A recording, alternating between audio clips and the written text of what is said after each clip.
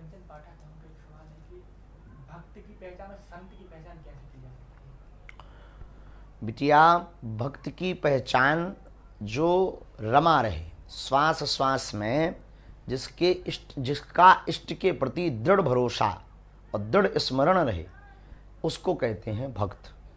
और संत जो जिसका कोई अंत ना हो और परोपकाराय पुण्याय पापाय पर पीड़नम, जो दूसरों के हित के लिए जीवन जिए, आत्म कल्याण के साथ साथ विश्व कल्याण के लिए जीवन जिए, वह संत है। जैसे कि भारत की सीमा पर लगे हुए सैनिक भी संतों से कम नहीं हैं।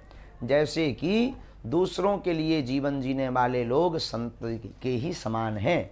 जैसे कि स्वार्थ को छोड़कर, निज हित को छोड़कर जगत हित के लिए जो कार्य कर रहे हैं, वह सभी संत हैं।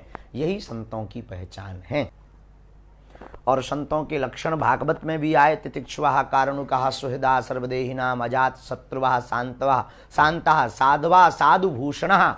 जो संत हैं वो करुणावान होते। तितिक्षुवा कारुणिका सुहृदा, जो संत होगा वो सबको अपना मानेगा, ना काहू से दोस्ती ना काहू से बैर।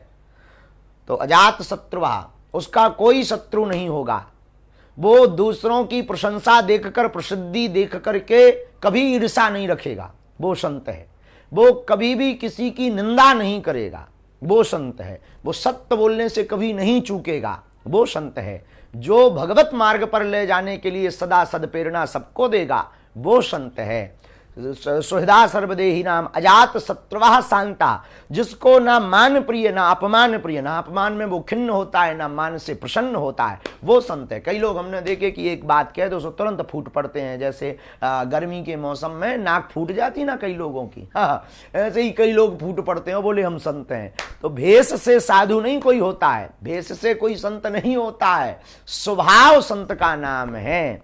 साधु का स्वभाव ही संतत्व है। साधु के लक्षण है उसका स्वभाव। शांत साधु भूषण, एकदम शांत, परम शांत है। किसी को भी वह क्षमा कर दे, किसी को भी वो गले लगा ले, कोई कुछ बोले तो उसे कोई फर्क ना पड़े। ऐसे लक्षण ही संतों के लक्षण हैं। इसके ठीक विपरीत कालनेमियों के लक्षण हैं।